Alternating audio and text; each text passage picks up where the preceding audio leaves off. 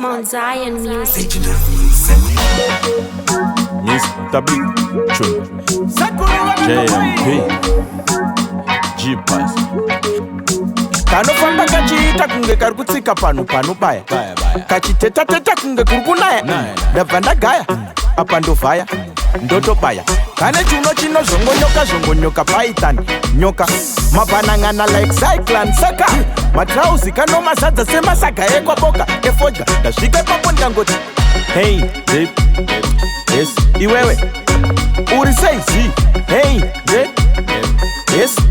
yes kani ndazoita ushingi semunhu wadamaititi ndikati ndakakuvheta paimwe piki mowanika kupiko mvura idzi aya mapombaya todzibata kupi njuzu idzi une ukamana loren guyo ganda remari kungewe kwachivhayo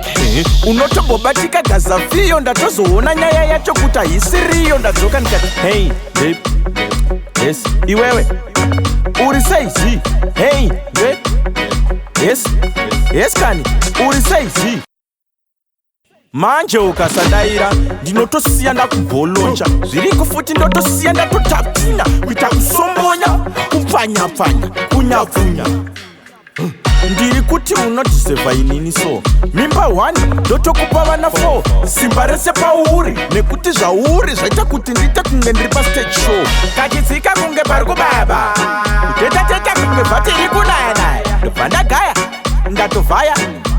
baya kane chuno chinozongonyoka python nyoka mabhanang'ana like cyclone saka matrauzi kanomazadza semasaga ekwaboka efodya ndasvika ipapo ndikangoti hey babe, yes iwewe uri saizi hey babe, yes kani ndazoita ushingi semunhu wadamaititi ndikati ndakakuvheta paimwe piki mowanika kupiko mvura idzi aya mapombaya todzibata kupi njuzu idzi une ukamana loren guyo ganda remari kungewe kwachivhayo